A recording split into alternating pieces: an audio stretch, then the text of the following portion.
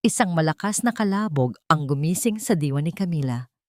Ang bigat ng folder na yon, puno ng mga dokumento, ay tumama sa kanyang dibdib bago bumagsak at kumalat ang mga papel sa sahig na parang mga tuyong dahon. Napakabilis ng pangyayari, ngunit para sa kanya, bumagal ang lahat. Naramdaman niya ang pag-init ng kanyang mga pisngi. Ang bawat pares ng mata sa loob ng malamig na conference room na yon ay nakatutok sa kanya.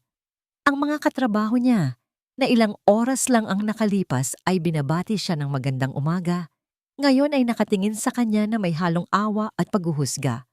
Get out! Ang boses na yon, malamig, matigas, walang anumang emosyon. Iyon ang boses ni Rafael de la Vega, ang CEO ng De La Vega Global. Ang lalaking nagpatibok ng puso niya sa loob ng 2 taon na paninilbihan niya bilang kanyang sekretarya. Ang lalaking minahal niya ng buong puso sa katahimikan. Sinubukan niyang magsalita, sinubukan niyang ipagtanggol ang sarili. Sir, hindi po totoo yan. Hindi ko po gagawin yun. Ngunit ang mga salita ay tila nalunod sa lalamunan niya. Huwag mo nang dagdagan ang kasinungalingan mo, Camila. Mariing sabi ni Rafael, ang mga matay parang yelo na tumutusok sa kanyang kaluluwa.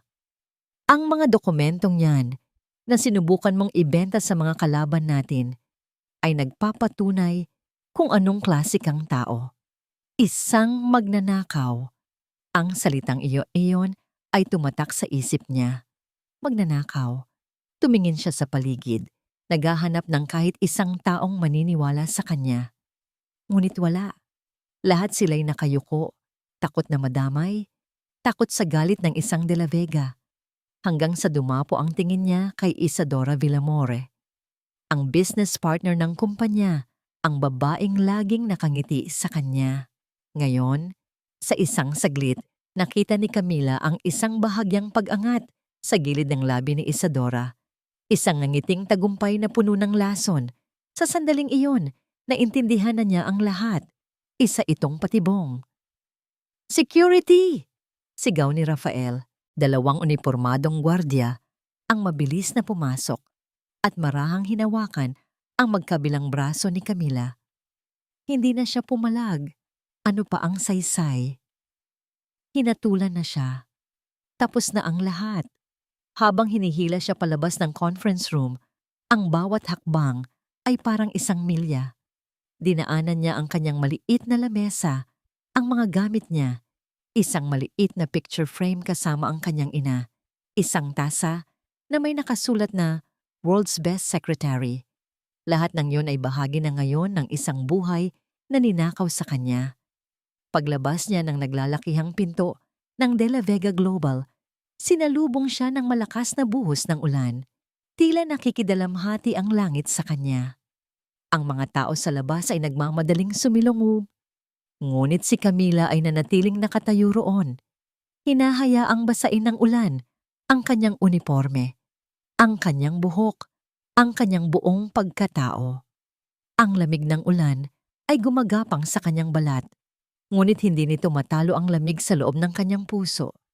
Nawala na ang lahat, ang trabaho niya, ang dignidad niya, ang lalaking pinangarap niya. Napayuko siya, at ang mga luha na kanina pa niya pinipigilan ay tuluyan ng bumuhos, humahalo sa patak ng ulan sa kanyang mukha. Nanginginig ang kanyang mga tuhod hanggang sa hindi na niya nakayanan. Dahan-dahan siyang napaluhod sa basang semento. Ang mga palad ay nakasapo sa sahig. Doon, sa gitna ng kanyang pagkasira, isang kakaibang pakiramdam ang kanyang naramdaman sa kanyang sinapupunan. Isang bahagyang kirot, isang bagay na pamilyar na sa kanya sa mga nakalipas na linggo. Agad na napahawak siya sa kanyang tiyan at isang katotohanan ang sumampal sa kanya nang mas malakas pa sa ginawang pagpapahiya ni Rafael. Hindi lang pala ang sarili niya ang nawalan. Hindi lang pala ang sarili niya ang nasasaktan. Dito, sa loob niya, may isang buhay. May mga buhay. Ang bunga ng isang gabing pagkakamali. Isang gabing pinagsaluhan nila ni Rafael. Ang mga anak nila. Biglang nag-iba ang lahat. Ang paghihinagpis ay napalitan ng isang nag-aalab na damdamin. Itinaas niya ang kanyang nanginginig na kamay at pinunasan ang mga luha sa kanyang mukha. Dahan-dahan siyang tumayo. Ang mga binti nanginginig pa rin, ngunit may bagong lakas. Hinarap niya ang nagtataasang gusali ng De La Vega Global. Ang tore ng kapangyarihan na halos dumurog sa kanya. Tinitigan niya ito, hindi na may luha, kundi may apoy sa kanyang mga mata. Maaaring kinuha nila ang lahat sa kanya ngayon. Maaaring itinapon siya na parang basura. Pero hindi pa ito ang katapusan. Ito ay simula pa lamang. Dahan-dahan siyang tumalikod at naglakad palayo. Bawat hakbang ay may bigat ng isang pangako. Narating niya ang isang waiting shed. Wala siyang pera. Wala siyang masisilungan. Wala siyang kakampi. Ngunit mayroon siyang dahilan para lumaban. Hinaplos niya muli ang kanyang tiyan. Para sa mga anak ko, bulong niya sa hangin. Kasabay ng pagdating ng isang bus na hindi niya alam kung saan patungo. Babangon ako. 8 taon. Sa mundo ng negosyo, ang 8 taon ay sapat na para magtayo ng isang imperyo o magpabagsak ng isa. Para kay Rafael de la Vega, ang 8 taon na yon ay sunod-sunod na tagumpay. Pinalago niya ang De La Vega Global, pinalawak ang impluwensya nito, at sinigurong ang pangalan ng kanyang pamilya ay mananatiling nasa tuktok. Ngunit sa mga huling buwan, may isang aninong unti-unting lumalamon sa liwanag ng kanyang tagumpay. Isang aninong may pangalan, Regalia Corporation. Ang pangalang iyon ay umalingaw-ngaw sa loob ng marangyang boardroom. Binigkas ito ni Rafael na may diin. Ang bawat pantig ay may kasamang inis. Sa loob lamang ng 6 na buwan, naagaw nila ang dalawa sa pinakamalaki nating kliyente. At kahapon, natalo na naman tayo sa bidding para sa North Luzon Skyway Project. Ayokong marinig ang mga dahilan ninyo. Ang gusto kong malaman ay sino ang nasa likod nito. Mariing tumama ang kamao ni Rafael sa makintab na mesa. Natahimik ang lahat ng miyembro ng board, walang nangahas na magsalita. Ang takot sa isang nagagalit na Rafael de la Vega ay sapat na para manahimik ang kahit sinong matapang na ehekutibo. Sir, sa wakas ay may nagsalita. Ito ay si Anton, ang kanyang pinakabagong executive assistant.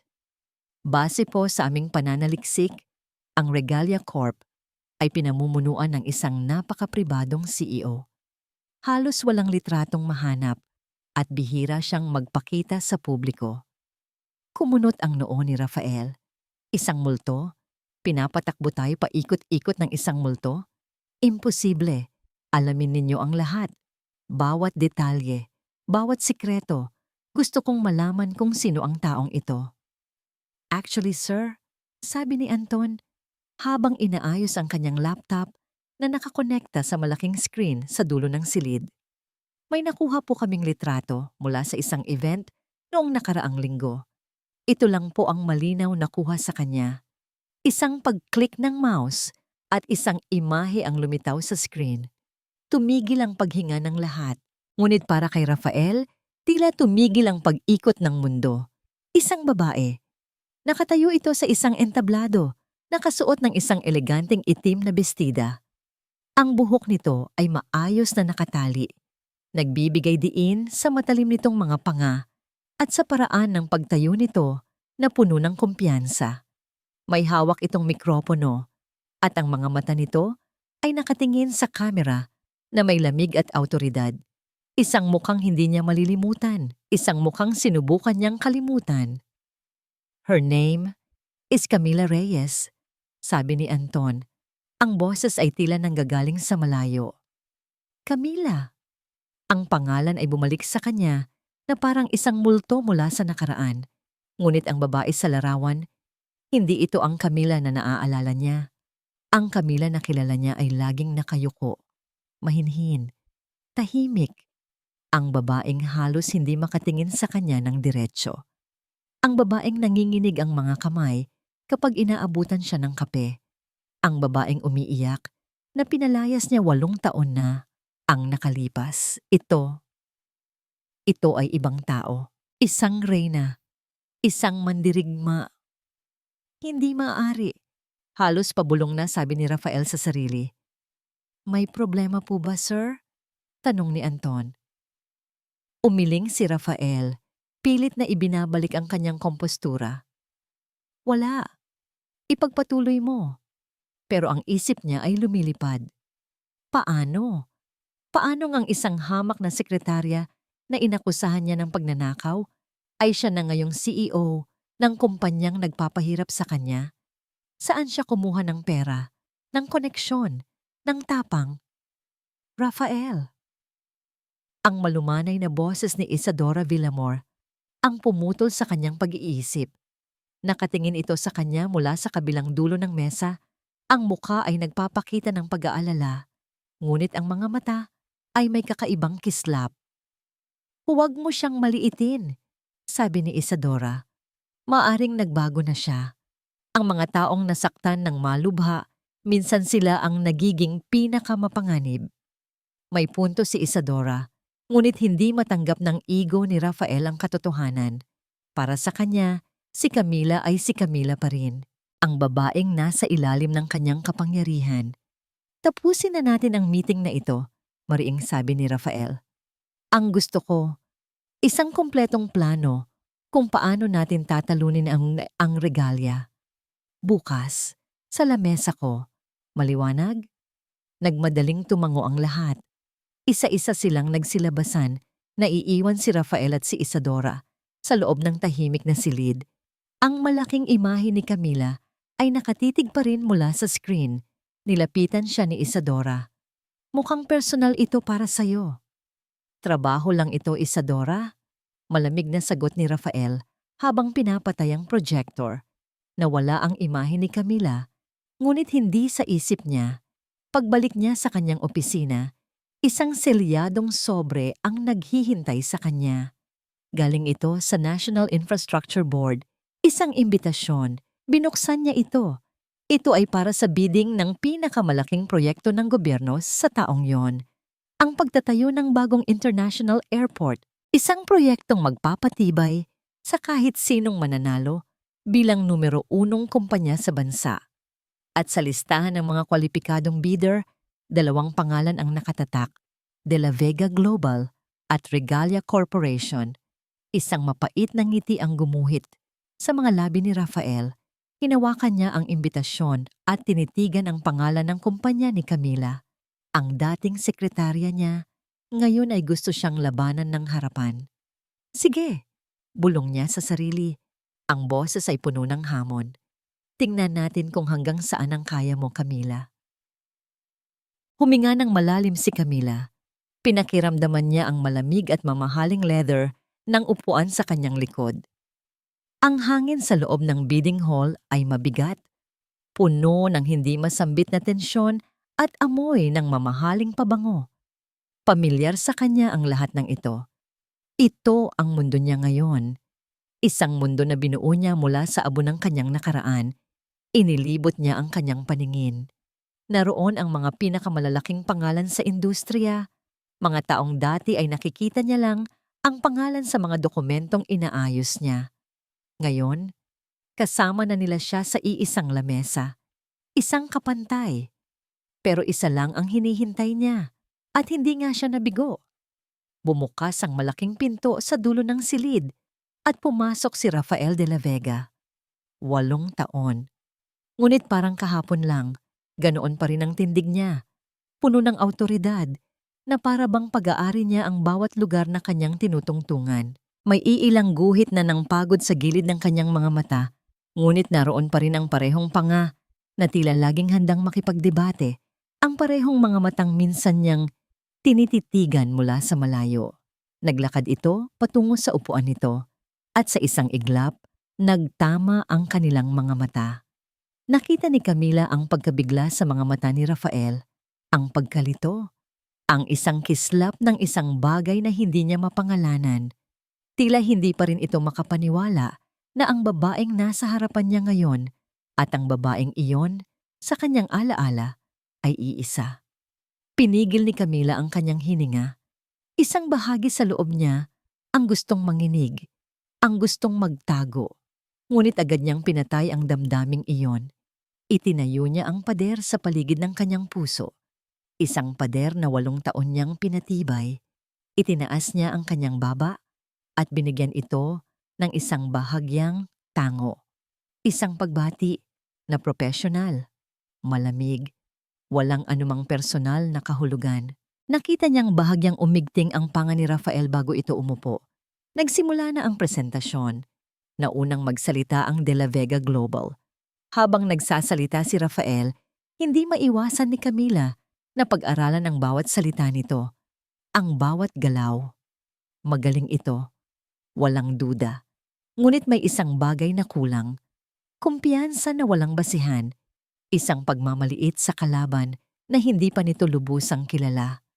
Nang tawagin na ang pangalan niya, tumayo si Camila ng may kapinuhan. Bawat hakbang niya patungo sa entablado ay may bigat at layunin. Hindi siya nagmadali. Hinayaan niyang maramdaman ng lahat ang kanyang presensya. Magandang umaga sa inyong lahat. Simula niya, ang kanyang boses ay kalmado at malinaw. Umaalingaw-ngaw sa buong silid. Hindi tulad ni Rafael na ipinagmalaki ang lakas ng De La Vega Global, ibang taktika ang ginamit ni Camila. Sinimulan niya sa pagkilala sa galing ng kanyang mga katunggali.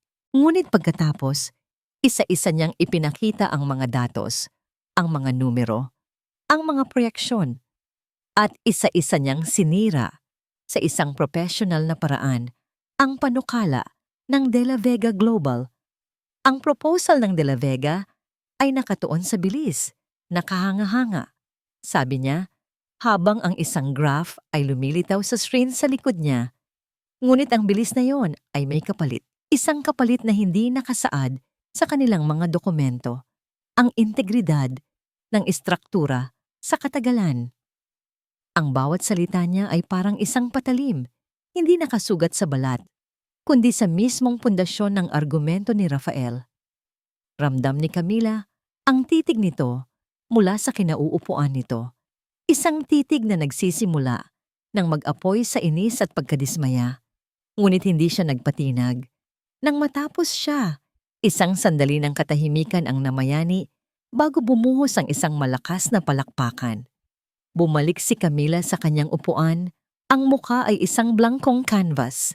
Naramdaman niya ang tagumpay, ngunit hindi ito matamis. Ito ay isang hakbang lamang, isang kinakailangang hakbang. Matapos ang maikling deliberasyon, inanunsyo ng board ang desisyon. Ang proyekto ay iginawad sa Regalia Corporation. Tumayo si Camila at nakipagkamay sa mga miyembro ng board. Habang papalabas, alam niyang susundan siya. At hindi nga siya nagkamali. Camila, napatigil siya sa tahimik na hallway. Dahan-dahan siyang lumingon. Nakatayo si Rafael ilang talampakan mula sa kanya. Wala na ang mga kasama. "Congratulations!" sabi nito. Ngunit ang boses ay may bahid ng pait. Lumapit ito. "Hindi kita nakilala." Tinitigan lamang siya ni Camila. Naghihintay. "Nagbago ka na," dagdag pa ni Rafael. Ang mga matay nagsusumikap na basahin ang nasa loob niya. Sinusubukan nitong hanapin ang kahit katiting na bakas ng babaeng kilala nito noon. Isang bahagyang nangiti na hindi umabot sa kanyang mga mata ang gumuhit sa labi ni Camila. Ang mga salitang lalabas sa kanyang bibig ay matagal na niyang inihanda para sa sandaling ito. "Tinuruan mo ako, Mr. De La Vega." Ang paggamit niya ng Mr. De La Vega ay parang isang sampal. Nakita niya ang sakit at gulat sa mukha nito. Sa isang saglit, nasiyahan siya. Ngunit agad ding nawala iyon, napalitan ng pamilyar na lamig. Tinalikuran na niya ito at nagpatuloy sa paglalakad. Naiiwan si Rafael na nakatayo roon, hindi makapagsalita. Pagdating niya sa parking lot, pinagbuksan siya ng pinto ng kanyang driver. Pagsakay niya sa loob ng sasakyan, doon pa lang siya huminga ng maluwag. Naramdaman niya ang panginginig ng kanyang mga kamay. Inabot niya ang isang bote ng tubig at uminom. "Ma'am, okay lang po kayo?" tanong ng driver. Tumango siya. "Okay lang ako, Mang Lito." Nang isasara na ni Mang Lito ang pinto, Bigla itong nagsalita. Ay ma'am, tumatawag po ang mga bata. Kanina pa po kayo hinahanap. Sa isang iglap, ang lahat ng yelo sa puso ni Camila ay natunaw. Ang CEO ng Regalia Corp ay biglang naglaho. Ang natira ay isang ina, isang ngiti, isang tunay, at mainit na ngiti. Ang sa wakas ay sumilay sa kanyang mga labi. Ang mga mata niya, na kanina'y puno ng lamig, ay biglang nagkaroon ng ningning. Kinuha niya ang cellphone mula sa kamay ni Mang Lito. Hello mga anak, sabi niya. Ang boses ay puno ng lambing na walang sino man sa bidding hall kanina ang makapaniwalang kaya niyang gawin. Mula sa malayo, sa labas ng building, nakatayo pa rin si Rafael de la Vega, nakatanaw sa papalayong itim na sasakyan. Kitang-kita niya ang pagbabago sa mukha ni Camila bago sumarado ang pinto ng sasakyan. Ang bigla ang paglambot ng ekspresyon nito, ang ngiting hindi kailanman para sa kanya o para sa mundo ng negosyo. Isang ngiting puro at puno ng pagmamahal. Kumunot ang noo ni Rafael. Ang babaeng walang awang dumurog sa kanya kanina ay may kakayahang ngumiti ng ganoon? Para kanino? Ang tanong na yon ay umikot sa kanyang isip. Isang misteryong mas mahirap unawain kaysa sa anumang business deal na hinarap niya. Pagkatalo. Isang salitang bihira sa bokabularyo ni Rafael de la Vega. Ngunit sa mga nagdaang araw, ang salitang iyon ay naging isang mapait na lasa sa kanyang dila na hindi niya maalis-alis. Ang pagkatalo sa bidding ay hindi lang isang business loss. Ito ay isang personal na sampal. Isang sampal mula sa isang multo ng kanyang nakaraan. Naging isang obsesyon si Camila Reyes. Paano? Iyon ang tanong na paulit-ulit na tumatakbo sa kanyang isipan habang nakatitig sa bintana ng kanyang opisina, pinagmamasdan ang abalang syudad sa ibaba. Paanong ang isang babaeng winasak niya ay nagawang buuin muli ang sarili at maging isang puwersang kayang yumanig sa kanyang imperyo. Hindi na niya natiis. Kailangan niyang malaman. Gumawa siya ng isang tawag na hindi niya karaniwang ginagawa. Kumuha siya ng isang private investigator. Makalipas ang isang linggo, isang brown na sobre ang dumating sa kanyang opisina. May markang strictly confidential. Binuksan niya ito. Sa loob ay isang manipis na report at ilang mga litrato. Binasa niya ang bawat salita. Nakasulat doon ang pag-alis ni Camila sa Maynila. Ang paninirahan nito sa Cebu ng ilang taon. Ang mga maliliit na negosyong sinimulan nito. Hanggang sa biglaang pag-angat nito nang makahanap ng isang foreign investor na naniwala sa kanyang galing. Isang kwento ng purong determinasyon. Isang kwentong dapat sana'y hangaan niya kung hindi lang siya ang kontrabida dito. Ngunit isang linya sa report ang nagpatigil sa kanya. Subject, Camila Reyes. Civil status, single. Dependents, 3 adopted children, 3 ampon na anak. Kumunot ang noo ni Rafael. Hindi magtugma sa kanyang isipan ang imahe ng CEO na tumalo sa kanya at ang babaeng nag-aalaga ng 3 bata. Bakit? Anong layunin nito? Para sa isang babaeng tila nabubuhay para sa paghihiganti, ang pag-aalaga ng mga bata ay tila isang malaking abala. Hindi niya namalayan ng oras. May meeting dapat siya sa isang kliyente, sa isang restaurant, sa isang high-end na mall. Ngunit hindi mapakali ang isip niya. Masyadong magulo. Tinawagan niya ang kanyang assistant at sinabing, i-cancel muna ang meeting. Kailangan niya ng hangin. Nagpa siyang maglakad-lakad muna sa loob ng mall. Sa gitna ng dami ng tao, ng ingay ng mga tawanan at musika, doon lang bahagyang gumaan ang kanyang pakiramdam. At doon niya siya nakita. Sa gitna ng isang play area para sa mga bata, nakaupo si Camila sa isang bench. Wala na ang suot nitong power suit, napalitan ito ng isang simpleng puting blouse at maong na pantalon. Ang buhok nito ay nakapusod lang ng simple. Ang mukha, na laging seryoso at malamig, ay malambot habang pinagmamasdan ang 3 batang masayang naglalaro. 2 lalaki, 1 babae. Magkakamukha tila triplets. Napahinto si Rafael, nagtago sa likod ng isang malaking poste. Pinanood niya ito mula sa malayo. Nakita niya kung paanong tumakbo ang isa sa mga batang lalaki papalapit kay Camila. Umiiyak dahil nadapa. Nakita niya ang pag-aalala sa mukha ni Camila habang marahan nitong hinipan ang gasgas sa tuhod ng bata at niyakap ito ng mahigpit. Isang eksenang puno ng pagmamahal.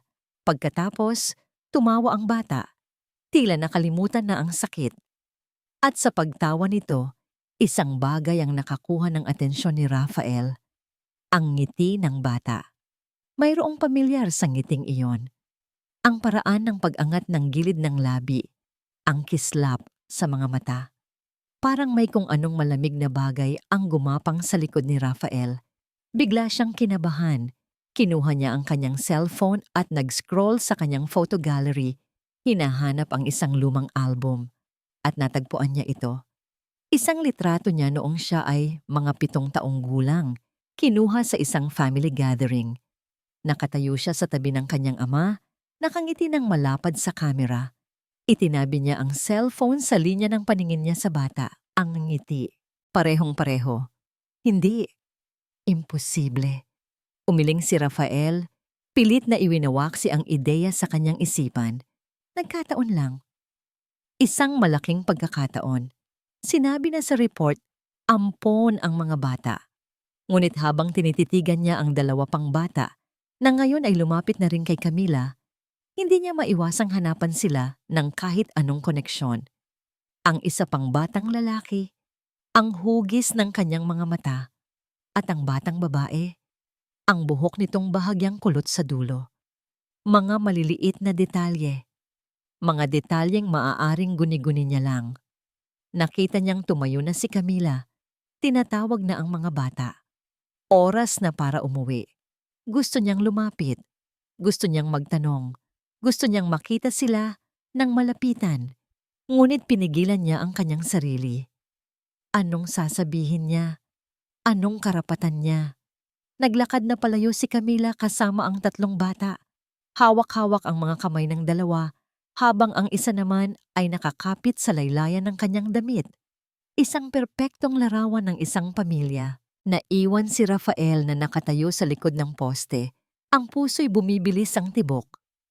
Muli niyang tiningnan ang litrato niya noong bata pa siya, tapos ay ibinalik ang tingin sa papalayong figura ng mga bata. Ang anino ng pagdududa, na dati isang maliit na bulong lang sa kanyang isip, ngayon ay nagsisimula ng maghugis. Hindi. Imposible. Bulong niya sa sarili. Ang boses ay mahina at puno ng di paniniwala. Nagkataon lang. Isang pambihirang pagkakataon. Iyon ang sinisigaw ng kanyang luhikal na pag-iisip. Sinabi sa report na ampon ang mga bata. Isinilang sila sa Cebu. Walang koneksyon. Pero kahit anong pilit niyang kumbinsihin ang sarili, hindi maalis sa isip niya ang imahe. Ang ngiti, ang mga mata, ang buhok, ang mga maliliit na piraso na kapag pinagsama-sama ay bumubuo ng isang larawang nakakatakot at imposible. Para itong isang lason na unti-unting kumakalat sa kanyang sistema, binibigyan ng bagong kahulugan ang lahat. Ang galit ni Camila, ang kanyang paghihiganti. Akala niya'y dahil lang ito sa trabaho, sa pagkasira ng pangalan nito. Pero paano kung mas malalim pa ang dahilan? Ang ngiti na nakita niya sa kotse nito kanina, ang nangiti ng isang ina. Iyon ba ang pinoprotektahan nito? Iyon ba ang dahilan ng kanyang lakas? Tinalikuran na niya ang play area at naglakad palayo. Ngunit ang bawat hakbang ay tila mas bumibigat. Ang mall na kanina'y puno ng buhay ay tila naging isang hawla ng kanyang mga naguguluhang isipan. Pumasok siya sa kanyang sasakyan at umupo roon ng ilang minuto, nakatitig lang sa manibela. Kinuha niya muli ang report ng investigador. Binasa niya ulit ang bawat salita. Hinahanap ang kahit anong butas, kahit anong mali. Ngunit malinis ang report. Professional ang pagkakagawa. Pero hindi na siya naniniwala rito. Hindi na sapat ang report na ito. Hindi na sapat ang mga nakasulat sa papel. May isang bagay na hindi tama. Isang sikretong itinatago si Camila. Isang sikretong mas malaki pa sa paghihiganti sa negosyo. At ang sikretong yun ay may 3 maliliit na mukha. At ang isa sa mga yun ay may ngiting katulad ng sa kanya. Kinuha niya ang kanyang cellphone, hindi para tingnan muli ang kanyang litrato, kundi para i-dial ang numero ng kanyang private investigator. May bago akong ipapagawa sa'yo. Sabi niya nang may sagot sa kabilang linya. Ang boses niya ay malamig at desidido. Gusto kong malaman ang lahat tungkol sa 3 batang iyon. Bawat detalye, birth records, adoption papers, lahat. At gusto ko ang resulta sa lalong madaling panahon. Ibinalik niya ang cellphone sa bulsa. Muli niyang tiningnan ang direksyon kung saan naglaho si Camila at ang mga anak nito. Hindi na ito simpleng laban sa negosyo. Naging personal na ito. At gagawin niya ang lahat para malaman ang totoo. May nararamdaman si Kana. Sa mundo ng korporasyon, natutunan niyang magtiwala sa kanyang kutob, ang munting tinig sa kanyang isipan na nagbababala kapag may paparating na panganib. At sa mga nakalipas na araw, ang tinig na yon ay hindi na bumubulong. Ito ay sumisigaw. Ang opensiba niya laban sa De La Vega Global ay mabisa. Ramdam niya ang pagyanig sa pundasyon nito. Ngunit sa bawat tagumpay niya, mas lalong lumalakas ang kanyang kaba. Alam niyang ang isang sugatang leon ang pinakamapanganib. Alam niyang hindi titigil si Rafael de la Vega hanggat hindi nito nahahanap ang kanyang kahinaan. At alam na alam ni Camila kung ano ang nag-iisa niyang kahinaan. Kinumpirma ito ng report mula sa sarili niyang imbestigador. Si Rafael ay kumuha ng serbisyo para alamin ang kanyang pribadong buhay. Kaya naman, mas lalo niyang hinigpitan ang laban sa negosyo. Umaasang malilibang ito na ang atensyon nito ay mananatili sa nagbabagsakang stock prices at hindi sa mga sikretong itinatago niya. Ngunit minsan, ang tadhana ay may sariling paraan ng paglalaro. Isang malupit na manlalaro na mahilig manira ng mga plano. Ang charity ball ay para sa isang malaking ampunan. Isang adbokasiyang malapapit sa puso ni Camila. Karaniwan, iniiwasan niyang dalhin ang mga bata sa mga ganitong event. Ngunit ang gabing ito ay may kasamang children's fair sa hardin ng hotel at isang buwan na niyang ipinangako sa mga anak na isasama niya sila. Isang pangakong hindi niya kayang sirain. Mag-iingat tayo, bulong niya sa sarili habang pinagmamasdan ang kanyang 3 anghel na masayang tumatakbo sa damuhan. Sila ang kanyang mundo, ang kanyang lakas. Impressive, Miss Reyes. Puri ng isang business partner na lumapit sa kanya. A CEO and a devoted mother. Isang matipid na ngiti ang isinukli ni Camila. Sila po ang lahat sa akin. Habang nakikipag-usap, ang isang mata ni Camila ay hindi nawawala sa mga bata. Sa isang iglap, habang kumukuha siya ng juice mula sa isang waiter, lumingon siyang muli sa pwesto kung saan sila naglalaro. Wala sila. Isang malamig na takot ang biglang gumapang sa kanyang dibdib. Ang basong hawak niya ay halos mabitawan niya. "Excuse me," mabilis niyang sabi at halos takbuhin ang hardin. Ang puso niya ay kumakabog ng malakas. "Mateo! Marco Maya!" Ang kanyang boses na laging kalmado sa boardroom ay nagsisimula ng manginig. At doon, malapit sa isang malaking fountain, nakita niya ang isang maliit na kumpol ng tao. At sa gitna niyon, namataan niya ang kulay rosas na bestida ni Maya. Nakahinga siya ng maluwag, ngunit ang ginhawang iyon ay agad na palitan ng matinding lagim nang makita niya kung sino ang taong nakayuko sa harapan ng kanyang mga anak. Si Rafael de la Vega. Nakaluhod ito sa isang tuhod, kapantay ng kanyang mga anak. Ang mamahalin nitong suit ay bahagyang nayupi. Sa mga kamay nito, na sanay pumirma sa milyon-milyong pisong kontrata, ay isang puting panyo na marahang ipinupunas sa gasgas na tuhod ni Marco. Ayan, wala na. Malakas na ulit ang loob ng champion, hindi ba? Narinig ni Camila ang boses ni Rafael. Isang boses na hindi malamig, hindi galit. Isang boses na malumanay at maalaga. Isang bagay na hindi niya kailanman inakalang maririnig mula rito.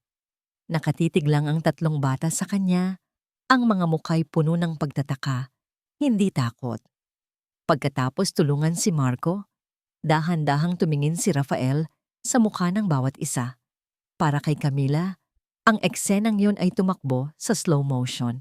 Nakita niya ang paraan ng pag-aaral ng mga mata ni Rafael sa mukha ni Mateo, sa mukha ni Mark at sa mukha ni Maya. Nakita niya ang pagbabago sa ekspresyon nito mula sa simpleng pagtulong, naging pagtataka at naging isang malalim na pagkalito na tila isang alon na rumaragsa sa loob nito. Ang pagkakapareho, hindi maikakaila. Nakikita na niya, kailangan niyang kumilos. Ngayon na. Mga anak, mabilis siyang naglakad palapit. Bawat hakbang ay may bigat. Ang ngiti na inihanda niya para sa mga anak niya ay hindi umabot sa kanyang mga mata, na ngayon ay nakatuon kay Rafael na may matinding pagbabantay. Mami! Sabay-sabay na sabi ng tatlo at tumakbo papalapit sa kanya. Nagtago sa likod ng kanyang mga binti. Doon lang tumayo si Rafael.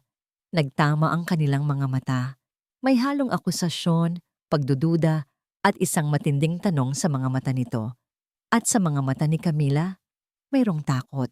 Isang takot na matagal na niyang hindi naramdaman. Salamat sa pagtulong sa anak ko, sabi niya.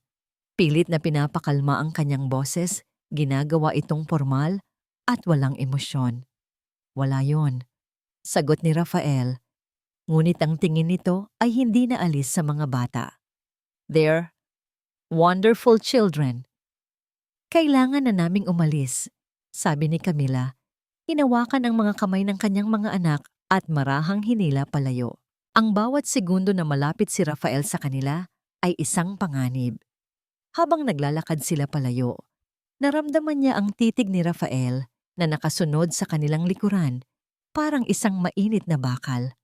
Halos makalayo na sila nang biglang huminto si Maya, bumitaw sa kanyang kamay at lumingon pabalik kay Rafael. Salamat po, sir! Sigaw ng maliit na boses nito, kasabay ng isang matamis at inosenteng ngiti. Natigilan si Camila, lumingon siya at nakita niya ang reaksyon ni Rafael, para itong isang taong sinaksak. Ang pagkalito sa mukha nito ay napalitan ng isang emosyon na hindi pa niya nakita rito dati. Isang halo ng sakit at isang malalim na pananabik. Ang boses ng kanyang anak, ang nangiti ng kanyang anak. Ang mga iyon, para kay Rafael, ay tila mga susing nagbukas ng isang pinto sa loob nito na matagal nang nakasara. At sa nakitang yun ni Camila, alam niya, ang laro ng tadhana ay nagsisimula pa lamang. At siya at ang kanyang mga anak ay nasa gitna nito. Katahimikan. Iyon ang bumalot sa opisina ni Rafael de la Vega. Ngunit hindi ito isang payapang katahimikan. Ito ay maingay, puno ng mga paulit-ulit na imahe sa kanyang isipan. Ang mukha ni Mateo, ang mga mata ni Marco, at higit sa lahat, ang ngiti at boses ni Maya. Salamat po, sir. Ilang araw na ang lumipas mula sa charity ball, ngunit ang boses na yon ay tila isang sirang plaka sa kanyang isipan. Nakaupo siya sa kanyang malaking leather na upuan, ngunit ang mga report sa harap niya ay hindi niya mabasa. Ang mga numero at graph ay nagiging mga malabong guhit na lang. Ang report ng private investigator ay nakapatong sa ibabaw ng lahat, tila isang pang-iinsulto. Ampon. Isinilang sa Cebu. Legal ang lahat ng papel. Pero bakit hindi niya maramdaman na totoo iyon? Bakit mayroong isang bagay sa kaibuturan ng kanyang pagkatao na sumisigaw na mayroong mali? Isang koneksyon na hindi maipaliwanag ng anumang dokumento. Naging magulo ang kanyang mga araw. Ang dating matalas niyang pag-iisip sa negosyo ay napalitan ng pagkalito. Hindi na siya makapag-focus Ang anino ng pagdududa na isinilang sa mall ay lumaki at ngayon ay tila nilalamon na ang lahat ng kanyang iniisip. Rafael? Isang malumanay na boses ang pumutol sa kanyang pagmumuni-muni.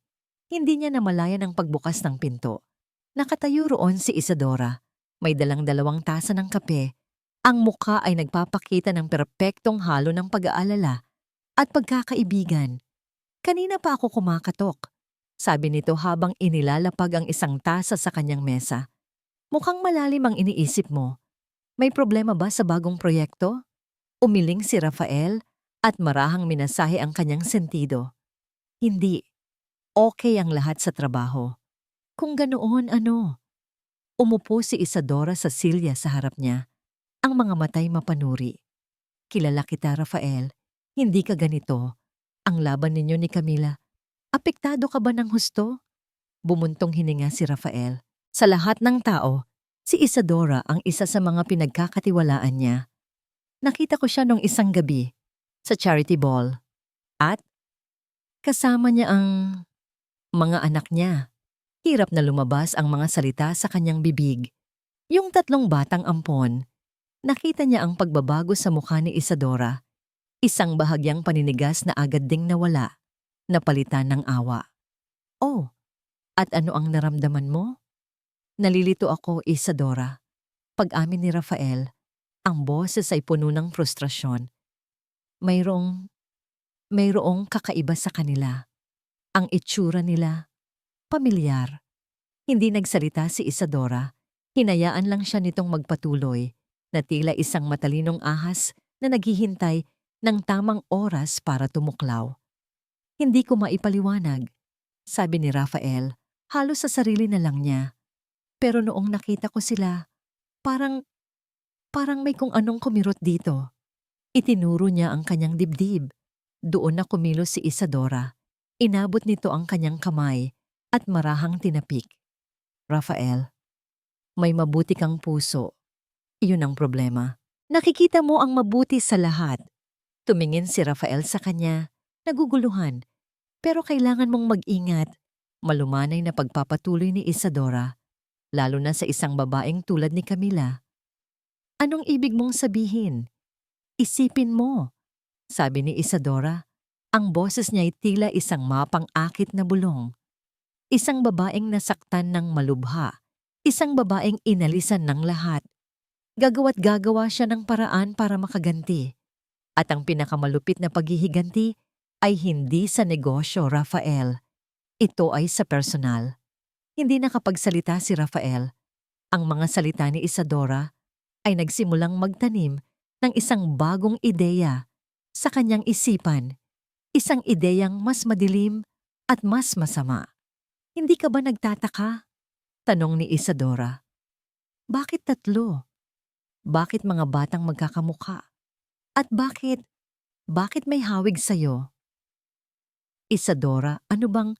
Rafael, makinig ka, sabi nito. Mas seryoso na ngayon.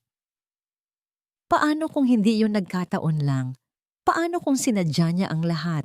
Paano kung sinadya niyang mag-ampon ng mga batang kamukha mo? Natigilan si Rafael. Ang ideya ay napakasama, napaka-imposible, ngunit sa isang sulok ng kanyang isipan, nagsimula itong magkaroon ng isang nakakakilabot na saysay. Para saan? Mahinang tanong niya. Para sa'yo, sagot ni Isadora. Ang mga matay puno ng kunwaring awa. Para ipamukha sa'yo araw-araw ang isang pamilyang hindi mo kailanman magiging pag-aari. Para gamitin ang mga inosenteng bata bilang sandata sa kanyang digmaan laban sa'yo. Ito ang pinakamatinding psychological warfare, Rafael, at mukhang gumagana. Parang isang suntok sa sikmura ang naramdaman ni Rafael. Ang pagdududa niya tungkol sa kanyang posibleng koneksyon sa mga bata ay biglang nabaluktot at naging isang teorya tungkol sa paghihiganti ni Camila. Mas madaling paniwalaan ito. Mas akma ito sa galit na nararamdaman niya para sa babae. Mayroon akong ipapakita sa'yo, sabi ni Isadora, at kinuha ang isang folder mula sa dala nitong bag. Inilapag niya ito sa mesa. Pinahanap ko na rin siya para malaman kung anong klase siyang kalaban. Tingnan mo. Nanginginig ang kamay na binuksan ni Rafael ang folder. Sa loob ay may mga pekeng dokumento. Isang listahan ng mga ampunan na binisita ni Camila na may mga sulat kamay na tala sa gilid. Brown eyes, similar jawline. Mayroon ding isang pekeng psychological assessment na nagsasabing si Camila ay may obsessive tendencies towards her former employer. Ang bawat papel ay isang patalim na lalong sumusugat sa kanyang naguguluhang isipan. Ang lahat ng pagdududa niya ay nawala. Napalitan ng isang nag-aapoy na galit. Ang koneksyon na naramdaman niya sa mga bata ay isa palang patibong. Ang kabaitan na nakita niya kay Camila sa mall ay isang pagpapanggap. Lahat ay isang laro at siya ang ginagawang tanga. Isang malakas na kalabog ang umalingaw-ngaw sa silid ng buong lakas na ihampas ni Rafael ang kanyang kamao sa mesa. Ang tasa ng kape ay tumalsik. Ang mainit na likido ay dumaloy sa makintab na kahoy. Napakasama niyang babae. Sigaw niya. Ang boses ay puno ng galit na ngayon ay mayroon ng direksyon. Gagamitin niya pa ang mga bata para lang sa paghihiganti niya. Tumayo siya at naglakad-lakad. Hindi mapakali. Tila isang hayop na nakakulong sa hawla. Mula sa kanyang upuan, pinanood siya ni Isadora. Isang munting, halos hindi mapansing ngiti ng tagumpay ang sumilay sa kanyang mga labi. Bago ito agad na naglaho, ang kanyang lason ay matagumpay na naipasok. At ang epekto nito ay magiging mas nakakawasak kaysa sa inaasahan ni Numan. Ang galit ay isang mapanganib na panggatong. At sa mga sandaling iyon, ang puso ni Rafael de la Vega ay punong-puno nito, umaapaw. Ang lason na itinanim ni Isadora sa kanyang isipan ay kumalat ng mabilis. Nilamon ang bawat hibla ng kanyang rasonableng pag-iisip. Hindi na niya nakikita si Camila bilang isang karibal sa negosyo. Nakikita na niya ito bilang isang halimaw, isang babaeng walang kaluluwa na kayang gamitin ng mga inosenteng bata para sa sarili nitong madilim na layunin. Ang pagpupulong para sa isang joint venture project ay ang perpektong lugar para sa kanya na ilabas ang galit na ito. Ito ay isang neutral na teritoryo kasama ang iba pang mga ehekutibo kung saan hindi makakatakas si Camila. Pumasok si Camila sa silid, kalmado at propesyonal gaya ng dati. Ngunit sa pagkakataong ito, hindi na nadadala si Rafael sa kanyang panlabas na anyo. Sa likod ng mamahaling bestida at malamig na mga mata, ang nakikita na lang niya ay isang mapanlinlang na ahas. Nagsimula ang pagpupulong ng maayos, ngunit nang dumating ang pagkakataon para magsalita si Rafael, hindi na niya pinigilan ang sarili. Ang De La Vega Global ay naniniwala sa integridad. Simula niya, ang boses ay matigas at ang mga matay direktang nakatutok kay Camila. Hindi kami gumagamit ng mga maruruming taktika. Hindi kami nananamantala ng kahinaan ng iba, lalo na ng mga hindi kayang ipagtanggol ang kanilang sarili. Naramdaman ni Camila ang pag-atake, nanatili siyang kalmado, ngunit ang kanyang mga kamay sa ilalim ng mesa ay nagsimulang kumuyom. May punto po ba kayo, Mr. De La Vega? Tanungin niya, ang boses ay matatag pa rin. Isang mapait na tawa ang kumawala kay Rafael. Ang punto ko, Miss Reyes, ay tungkol sa moralidad. Isang bagay na tila kinalimutan na ng ilan sa atin. May mga taong handang gawin ang lahat, kahit paggamitin ang mga inosenteng bata para lang makuha ang gusto nila. Isang kolektibong paghinga ang narinig sa buong silid. Ang usapan ay biglang naging personal, naging mapanganib. Para kay Camila, ang mga salita ni Rafael ay isang direktang sampal. Ang pagbanggit sa mga bata, ang kanyang mga anak, ay pagtawid sa isang linyang hindi dapat tawirin ni Numan. Hindi ko alam kung ano ang ipinapahiwatig ninyo, Mr. De La Vega. Sagot niya, Ang boses ay nagsisimula ng manginig sa pinipigilang galit. Pero kung meron kayong personal na issue sa akin, huwag ninyo itong dalhin sa isang professional na pagpupulong. Personal? Muling tumawa si Rafael. Naging personal ito nung nagsimula kang maglaro ng isang napakasamang laro. Camila, akala mo ba hindi ko alam? Ang paggamit sa mga batang yon, napakababa. Kahit para sa'yo, napakababa. Sa puntong yon parang nabasag ang isang bagay sa loob ni Camila. Ang lahat ng sakit, lahat ng sakripisyo, lahat ng pagmamahal na ibinuhos niya sa kanyang mga anak sa loob ng 8 taon. Lahat iyon ay binaliwala at ginawang isang kasuklam-suklam na akusasyon. Tumayo siya. Tapos na ang pag-uusap na ito.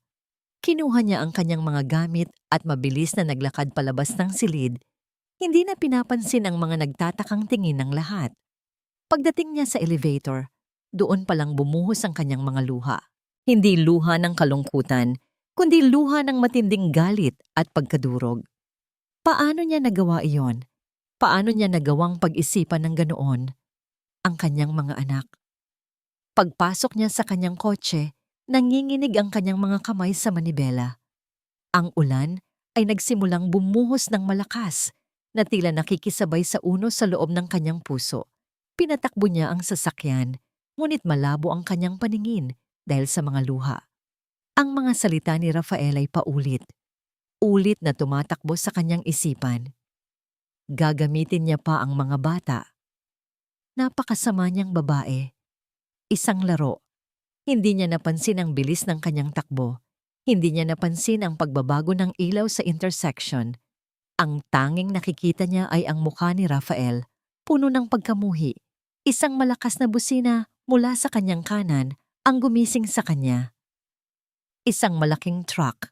Mabilis. Papalapit. Sa isang iglap, bumalik ang kanyang katinuan. Agad niyang kinabig ang manibela pakaliwa. Iniiwasan ang tiyak na banggaan. Isang nakakabinging tunog ng pagkayod ng metal ang narinig nang sumalpok ang kanyang sasakyan sa konkretong harang sa gitna ng kalsada.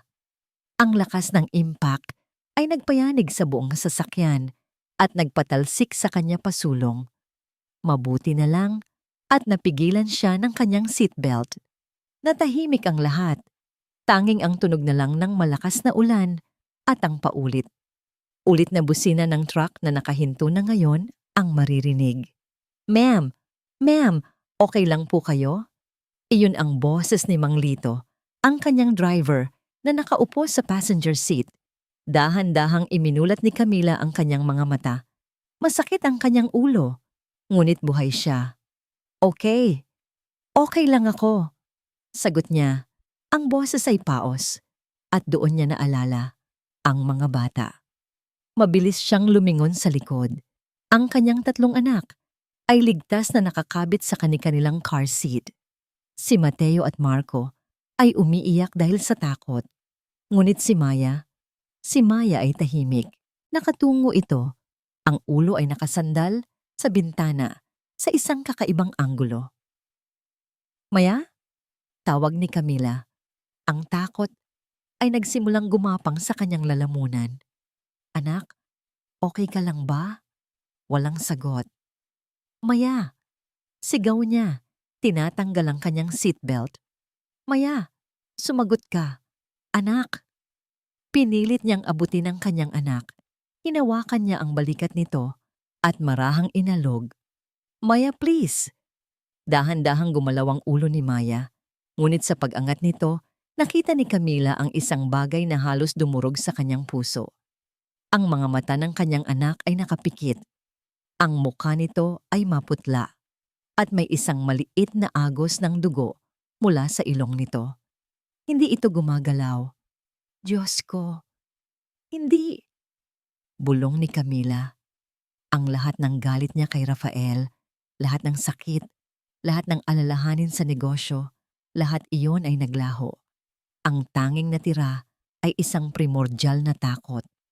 Ang takot ng isang ina na maaring mawala ang kanyang anak. Tulong! Sigaw niya. Ang boses ay basag at puno ng desperasyon. Tawagin ninyo ang ambulansya.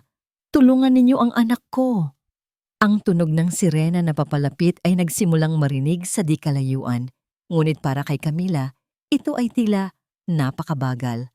Habang yakap-yakap ang walang malay na katawan ni Maya, ang mundo niya ay nagsimulang gumuho. Ang ospital ay may sariling amoy, isang pinaghalong amoy ng antiseptic, gamot at takot. Para kay Camila, ang amoy na yon ay ang amoy ng kawalan ng pag-asa. Nakaupo siya sa isang malamig na upuan sa labas ng emergency room. Ang kanyang mamahaling damit ay may bahid ng dugo ni Maya. Ang kanyang buhok ay magulo. Ang kanyang muka ay blanco. Ang CEO ng Regalia Corporation ay naglaho. Ang natira na lang ay isang ina na naghihintay ng hatol. Sina Mateo at Marco, matapos masuri at masigurong walang anumang pinsala, ay nasa pangangalaga ni Liza, ang kanyang pinagkakatiwalaang assistant. Umiiyak sila kanina, ngunit ngayon ay pagod na at nakatulog sa isa pang bench. Yakap-yakap ang isa't isa.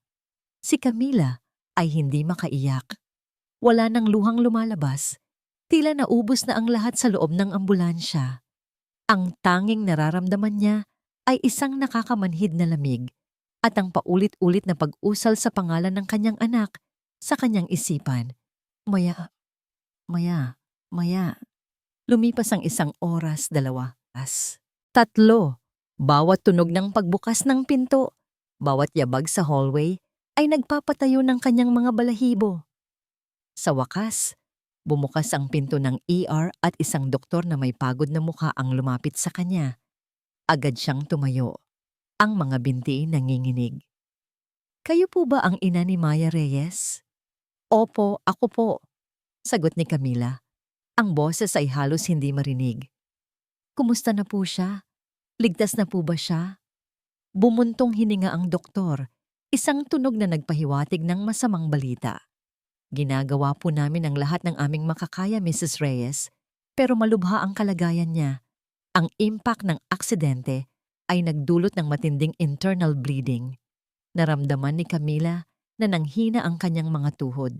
Napakapit siya sa pader para hindi matumba. Kailangan niya ng agarang blood transfusion, pagpapatuloy ng doktor.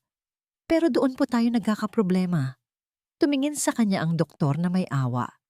Ang anak ninyo ay may napakabihirang blood type, O negative, na may kasama pang pambihirang antigen na tinatawag na Rh0 o golden blood. Ito ang pinakapambihirang dugo sa buong mundo. Hindi maintindihan ni Camila ang mga teknikal na termino. Ang tanging naintindihan niya ay ang salitang problema. Ano pong ibig sabihin nun? Wala po kaming sapat na supply sa blood bank ng ospital. Malungkot na sabi ng doktor. Sa katunayan, sa buong bansa, iilan lang ang rehistradong donor na may ganitong tipo ng dugo. Sinusubukan na naming kontakin sila, pero ang oras ay kalaban natin. Bawat minutong lumilipas, nababawasan ang tsansa ng anak ninyo. Sa sandaling iyon, gumuho ang mundo ni Camila. Ang lahat ng kanyang pinaghirapan, ang 8 taon ng pagpapalaki sa kanyang mga anak ng mag-isa, ang pagtatayo ng isang imperyo mula sa wala, ang paghihiganti, lahat ng iyon ay walang saysay. Lahat ng iyon ay walang halaga kung hindi niya maililigtas ang buhay ng kanyang anak. Napaupo siya pabalik sa upuan, ang mukha'y nakasubsob sa kanyang mga nanginginig na palad. Ang kaninang pagmamatigas ay nawala. Ang CEO na puno ng kapangyarihan ay naging isang ordinaryong babae na nagmamakaawa sa tadhana. Kasalanan ko to, bulong niya sa sarili. Kasalanan ko to. Kung hindi lang sana siya nagpadala sa galit. Kung hindi lang sana siya nagmaneho ng mabilis. Kung hindi lang sana niya hinayaang sirain ni Rafael ang kanyang pag-iisip. Rafael. Ang pangalan ay nagdulot ng isang panibagong alon ng sakit. Ang taong yon ang dahilan kung bakit siya nawala sa sarili. Ang mga masasakit na salita nito ang tumulak sa kanya sa bingit ng kapahamakan. Ngunit kahit ang galit ay wala ng lakas ngayon, Napalitan ito ng isang malalim at nakakawasak na pagsisisi. Para saan pa ang paghihiganti kung ang kapalit nito ay ang buhay ng isa sa mga taong pinakamamahal niya? Mrs. Reyes? Ang boses ni Liza ang gumising sa kanya. Nakatayo ito sa kanyang harapan. Ang muka ay puno ng pag-aalala. May sinasabi po ang doktor. Dahan-dahang itinaas ni Camila ang kanyang paningin. Nakatayo roon ang doktor. May hawak na isang piraso ng papel. Ang muka'y may bahid ng pag-asa at pagkalito. Mrs. Reyes, sabi ng doktor. Ang boses ay maingat. May himalang nangyari. Nag-cross-reference kami sa National Database. Meron pong isang rehistradong donor na may kaparehong tipo ng dugo. At nandito lang siya sa Makati. Isang kislap ng pag-asa ang sumilay sa puso ni Camila. Tumayo siya. Sino po? Nasaan siya? Tatawagan ko siya. Babayaran ko siya kahit magkano. Nag-atubili ang doktor. Tiningnan nito ang papel, pagkatapos ay tumingin pabalik sa kanya. Ang problema po, ayon sa record, mukhang hindi siya isang ordinaryong donor. Ang pangalan niya ay Rafael de la Vega. Ang alak ay hindi nakatulong. Nakaupo si Rafael sa dilim ng kanyang penthouse. Tanging ang mga ilaw lang ng syudad mula sa malaking bintana ang nagsisilbing liwanag. Ang isang mamahaling bote ng whiskey ay halos ubos na. Ngunit ang galit at pagkalito sa loob niya ay hindi pa rin humuhupa. Paulit-ulit na naglalaro sa kanyang isipan ang eksena sa pagpupulong kanina. Ang itsura ni Camila nang tumayo ito at umalis. Isang halo ng galit at sakit. Sa isang sandali, nasiyahan siya. Naramdaman niyang nakaganti siya. Ngunit habang lumilipas ang mga oras, ang kasiyahang yon ay napalitan ng isang kakaibang bigat sa kanyang dibdib. Tama ba ang ginawa niya? Ang idamay ang mga bata? Kahit pa sa salita lang. Ginamit niya ang mga bata. Iyon ang salitang ibinulong sa kanya ni Isadora. Iyon ang salitang pinanghahawakan niya. Pero habang inaalala niya ang mukha ng 3 bata sa charity ball, lalo na ang inosenteng ngiti ni Maya, nagsisimula siyang magduda. Kaya ba talagang gawin yun ni Camila? Ang babaeng nakita niyang nag-aalala ng madapa ang isa sa mga bata. Ang babaeng may ngiti na puno ng purong pagmamahal kapag kasama sila. Napapikit siya ng mariin. Ang 2 imahe ni Camila, ang malamig na CEO at ang mapagmahal na ina, ay naglalaban sa kanyang isipan. Ginugulo ang lahat ng kanyang pinaniniwalaan. Biglang tumunog ang kanyang cellphone. Ang screen ay nagliwanag sa madilim na silid. Isang hindi pamilyar na numero. Karaniwan, hindi niya ito sasagutin. Ngunit sa gabing iyon, dahil sa kaguluhan ng kanyang isip, pinindot niya ang answer button nang hindi nag-iisip. Hello? Sabi niya. Ang boses ay bahagyang magaspang dahil sa alak. Isang sandali ng katahimikan sa kabilang linya. Tanging ang tunog lang ng isang mahinang paghikbi ang kanyang narinig. Akmang ibababa na niya ang tawag nang may magsalita. Rafael? Natigilan si Rafael. Ang boses na yon, kahit basag at nanginginig, kilalang kilala niya. Camila, tanong niya. Ang pagkalasing ay tila biglang nawala. Napaupo siya ng diretso. Anong kailangan mo? Paano mo nakuha ang numero ko? Muli, katahimikan. Pagkatapos ay isang malalim na paghinga na tila nag-ipon ng lakas. Nasa ospital ako, sabi ni Camila. Ang bawat salita ay tila isang mabigat na pasanin. Ang anak ko, si Maya. Hindi nito natapos ang sasabihin. Napalitan ito ng isang pigil na pag-iyak. Sa isang iglap, nawala ang lahat ng galit ni Rafael. Ang tanging narinig niya ay ang purong sakit at desperasyon sa boses ng babae. Anong nangyari? Anong ospital? Naaksidente kami, sabi ni Camila sa gitna ng kanyang pag-iyak. Kailangan niya ng dugo. At at sinabi ng doktor na muli itong huminto. Tila hindi kayang bigkasin ang mga susunod na salita. Ano? Pagpilit ni Rafael, ang kanyang puso ay nagsimulang kumabog ng mabilis. Anong sinabi ng Doktor Camila? Ikaw. Ikaw lang daw ang may kaparehong dugo niya. Sa wakas ay nasabi nito. Ang boses ay halos isang bulong na lang. Ikaw lang ang makakatulong sa kanya. Parang isang bombang sumabog ang mga salitang yon sa isipan ni Rafael. Ang lahat ng bagay ay biglang huminto. Siya? Bakit siya? Paano? Ang mga tanong ay bumuhos sa kanyang isipan, ngunit nalunod ang lahat ng yon sa bigat ng sitwasyon. Ang babaeng itinuturing niyang kaaway, ang babaeng sinira niya kanina lang, ay tumatawag ngayon sa kanya, hindi para makipag-away, kundi para magmakaawa, para sa buhay ng isang bata. Ang batang may ngiting hindi niya malimutan. Please, Rafael. Pagmamakaawa ni Camila at sa pagkakataong ito, tinawag siya nito sa kanyang unang pangalan, isang bagay na hindi na nito ginawa sa loob ng 8 taon. Ang tunog niyon, kasama ng kanyang basag na boses, ay tumusok sa kanyang puso. Kailangan kanya. Hindi na nagtanong si Rafael, hindi na siya nag-isip. Ang lahat ng pagdududa, lahat ng teorya ni Isadora, lahat ng galit, lahat iyon ay nawalan ng bigat kumpara sa isang katotohanan.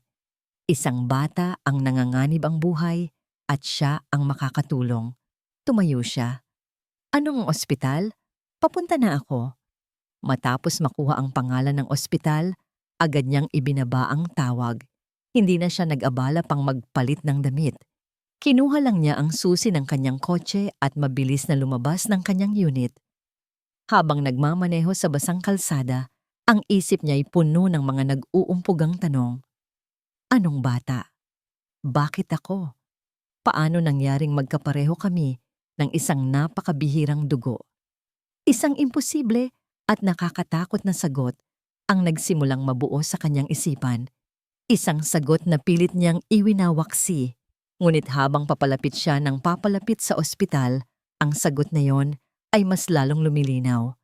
At sa unang pagkakataon, sa loob ng 8 taon, naramdaman ni Rafael ang isang emosyong mas malakas pa sa galit at pagmamataas. Naramdaman niya ang takot. Pagdating ni Rafael sa ospital, ang eksenang bumungad sa kanya ay isang bagay na hinding-hindi niya malilimutan. Nakita niya si Camila sa dulo ng isang mahabang hallway. Nakaupo ito, ngunit hindi ito ang Camila na kilala niya. Wala na ang CEO na puno ng kapangyarihan. Ang babaeng naroon ay nakayuko. Ang mga balikat ay nanginginig. Ang mukha'y nakasubsob sa kanyang mga palad. Mukha itong pagod, basag, at natatalo.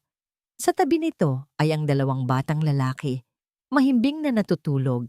Tila walang kamalay-malay sa bigat ng mundong bumabagsak sa kanilang ina. Dahan-dahan siyang naglakad palapit. Sa bawat hakbang, naririnig niya ang kabog ng sarili niyang dibdib. Naramdaman ni Camila ang kanyang presensya at dahan-dahang itinaas ang kanyang paningin. Ang mga mata nila'y muling nagtagpo. Ngunit ngayon, wala nang galit, wala nang pagmamataas. Tanging ang dalisay na sakit at desperasyon ang nakikita niya sa mga mata ni Camila at sa sarili niyang mga mata. Alam niyang nakikita rin nito ang kanyang pagkalito at takot. Walang nagsalita. Hindi na kailangan. Ang bigat ng sitwasyon ay sapat na para punuin ang katahimikan sa pagitan nila. Isang doktor ang lumapit sa kanila. Mr. De La Vega, salamat po sa mabilis ninyong pagdating. Kumusta na siya? Agad na tanong ni Rafael. Ang boses ay nag-aalala. Isang bagay na ikinagulat maging ng sarili niya. Kritikal pa rin po, sagot ng doktor. Kailangan na nating masimulan ang transfusion sa lalong madaling panahon. Pero bago iyon, may standard procedure po tayong kailangang gawin. Lalo na sa mga ganitong kaso na non-relative ang donor. Kailangan po nating kumuha ng sample para sa isang mabilis na DNA test para masigurong 100% ang compatibility at maiwasan ang anumang komplikasyon. Sa pagkarinig ng mga salitang DNA test, nakita ni Rafael kung paano nawalan ng kulay ang mukha ni Camila. Napatingin ito sa sahig, tila sumusuko na. Sige po, gawin ninyo ang kailangan ninyong gawin. Halos pabulong na sabi ni Camila, hindi makatingin ng diretso kay Rafael. Dinala si Rafael sa isang maliit na silid. Mabilis ang proseso. Isang nurse ang kumuha ng sample mula sa loob ng kanyang pisngi. Habang ginagawa iyon, ang isip niya ay lumilipad. Ang lahat ng piraso ng palaisipan, ang pagkakapareho ng dugo, ang hitsura ng mga bata, ang galit ni Camila, ay unti-unting nabubuo sa isang larawang imposible, ngunit hindi na niya maitatanggi. Bumalik siya sa waiting area. Umupo siya sa tapat ni Camila, ilang talampakan ng layo. Ang katahimikan sa pagitan nila ay mas mabigat kaysa sa anumang sigawan o debate na naranasan nila. Naghihintay sila. Naghihintay sa isang hatol na babago sa kanilang mga buhay magpakailanman. Lumipas ang halos 1 oras, ngunit para sa kanila, iyon ay isang eternidad. Sa wakas, lumabas muli ang doktor. Hawak ang isang papel. Ang mukha nito ay hindi na mabasa. Isang halo ng profesionalismo at pagkamangha. Nakuha na po namin ang resulta, sabi ng doktor. Ang boses ay maingat. Tumingin ito sa kanilang dalawa. Huminga ng malalim si Rafael. Hinanda niya ang kanyang sarili. Ang resulta ay, nag-atubili ang doktor, tila naghahanap ng tamang salita. Ang resulta ay 100% match. Napapikit si Camila. Isang butil ng luha ang pumatak mula sa kanyang mata. Gaya ng inaasahan, pagpapatuloy ng doktor. Pero meron pong isang bagay na hindi namin inaasahan. Ang ganitong perpektong match, karaniwan. Makikita lang ito sa pagitan ng isang anak at ng kanyang magulang. Tumingin ang doktor ng diretso kay Rafael.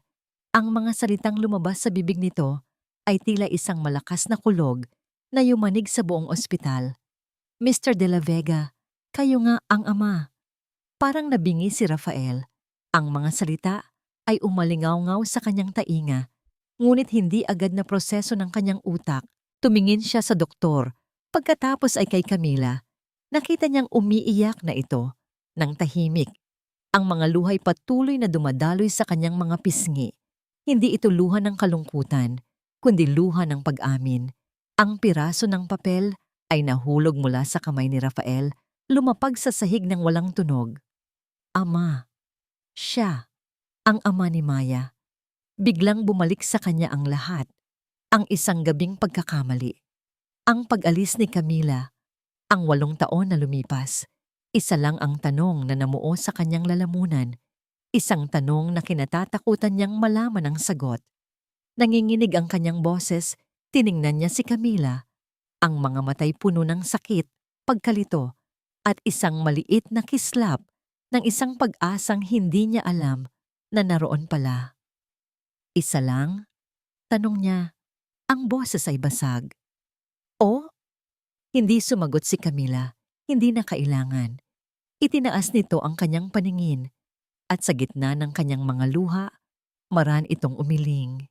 At sa simpleng galaw na yon, gumuho ang buong mundo ni Rafael de la Vega. Hindi lang pala isa, 3. Sila. Ang 3 anak niya. Matagumpay ang blood transfusion. Iyon ang sinabi ng mga doktor. Naging stable ang kondisyon ni Maya. Nailipat na siya sa isang pribadong silid sa Pediatric Intensive Care Unit.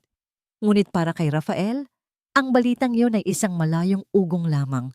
Nakaupo siya sa isang upuan sa labas ng silid ni Maya, nakatanaw sa salamin. Sa loob, nakahiga ang kanyang anak sa isang kama na napapaligiran ng mga makina. Ang munting katawan ay may nakakabit na kung ano-anong tubo. Sa tabi ng kama, mahigpit na hawak ni Camila ang kamay ng bata. Hindi ito iniiwan kahit isang saglit. Siya ang ama. Ang katotohanan yon ay parang isang mabigat na kadenang ipinulupot sa kanyang puso. Ang bawat tibok nito ay isang paalala ng 8 taon na nawala. 8 taon ng mga unang salita, mga unang hakbang, mga kaarawan, mga Pasko. 8 taon na ninakaw sa kanya at ninakaw niya sa kanila. Dahan-dahang bumukas ang pinto at lumabas si Camila. Maputla ito at pagod, ngunit ang desperasyon sa kanyang mga mata kanina ay napalitan ng isang pagod na kaluwagan. Hindi ito tumingin sa kanya. Naglakad ito papunta sa water dispenser sa dulo ng hallway. Sinundan siya ni Rafael. Camila! Napatigil ito, ngunit hindi lumingon. Kailangan nating mag-usap, sabi ni Rafael. Ang boses ay mahina. Walang bahid ng galit o pagmamataas na dati niyang taglay. Tanging isang malalim na sakit at pagsisisi. Dahan-dahang humarap si Camila. Wala na tayong dapat pag-usapan pa, Rafael. Nakuha na ng anak mo ang kailangan niya. Pwede ka nang umalis. Ang lamig sa boses nito ay parang mga karayom na tumusok sa kanya. Anak natin.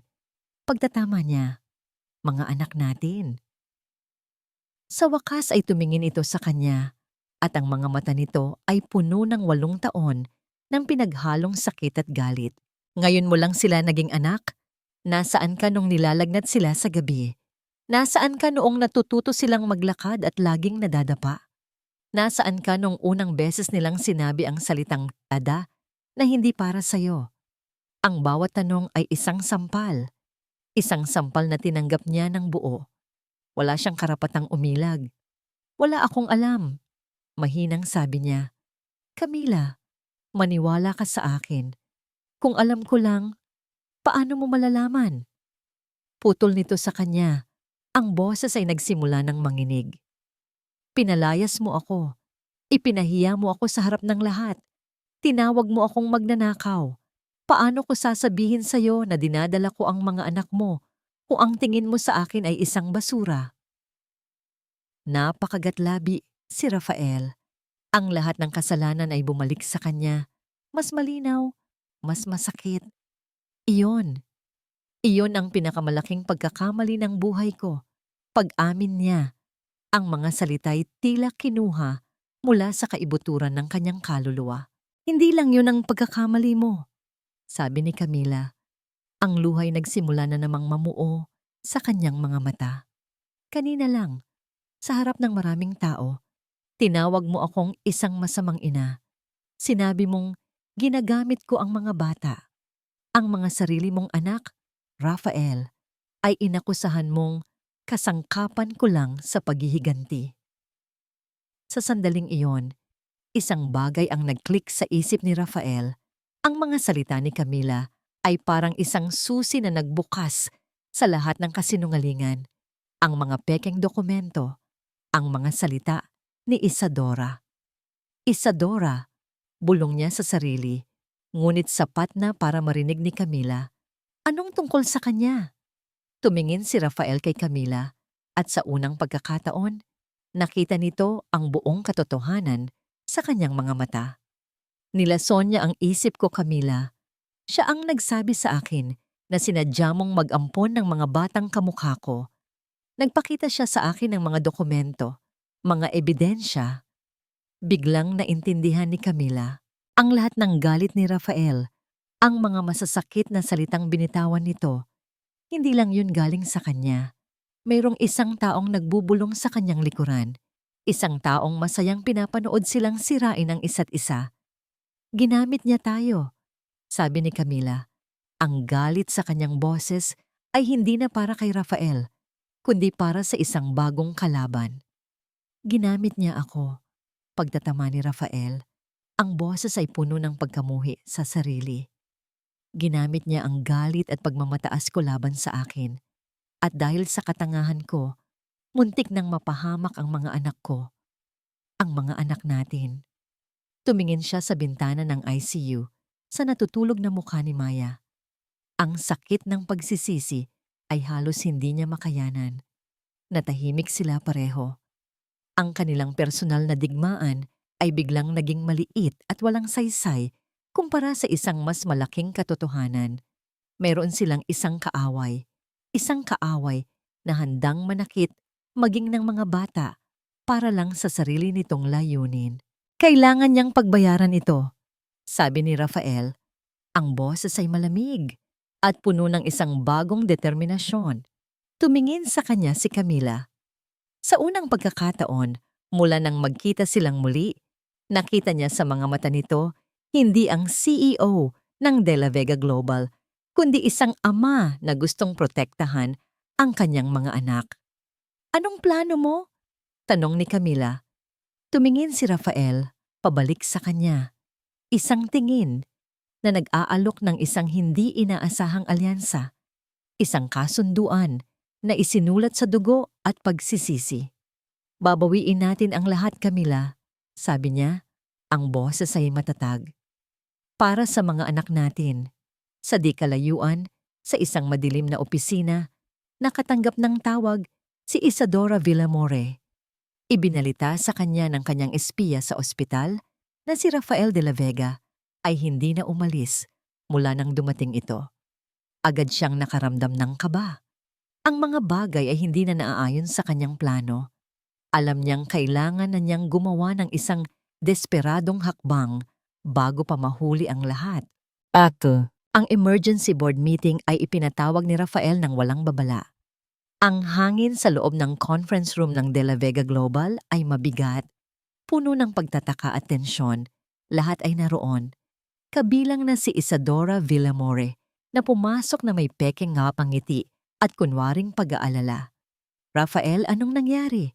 Nabahala ako sa biglaan mong pagtawag, sabi ni Isadora. Hindi sumagot si Rafael. Naupo lang siya sa dulo ng mesa. Ang kanyang muka ay seryoso at hindi mabasa. Bago tayo magsimula, sabi ni Rafael, ang boses ay kalmado, ngunit may bigat. Mayroon tayong isang panauhin. Bumukas ang pinto at pumasok si Camila.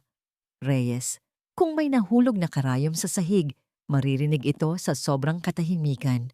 Lahat ay nagulat, ngunit walang mas nagulat kaysa kay Isadora. Ang nangiti sa kanyang mukha ay biglang naglaho, napalitan ng isang bahagyang pagkataranta. Naupo si Camila sa tabi ni Rafael, isang imahe ng nagkakaisang lakas na hindi kailanman inakala ng sinuman na posible. Ano ang ibig sabihin nito, Rafael? Tanong ng isa sa mga board member. Hindi si Rafael ang sumagot, si Camila ang nagsalita. Nandito po ako dahil sa isang malubhang krimen na ginawa laban sa parehong kumpanya natin. Simula niya, ang boses ay matatag. Isang krimen ng paninira, pandaraya, at corporate sabotage. At sino ang gumawa ng krimen na yan? Tanong ni Isadora. Sinusubukang bawiin ang kontrol, ang boses ay nanunuya. Ikaw ba, Miss Reyes? Hindi! Sagot ni Rafael. At sa pagkakataong ito, lahat ng mata ay napunta sa kanya. Ang taong iyon ay matagal nang kasama natin. Isang taong nagkunwaring kaibigan at partner, pero sa katotohanan ay isang ahas na naghihintay ng tamang oras para manuklaw. Itinuro niya ang projector. Isa-isang lumabas sa screen ang mga ebidensya. Mga bank transfer sa private investigator na gumawa ng mga pekeng dokumento. Mga email na nagpapakita ng pag-leak ng impormasyon sa mga kalabang kumpanya. At ang pinakamatibay sa lahat, isang recording ng pag-uusap ni Isadora at ng driver ng truck na sangkot sa aksidente ni Camila. Isang pag-uusap na nagpapatunay na sinadya ang lahat.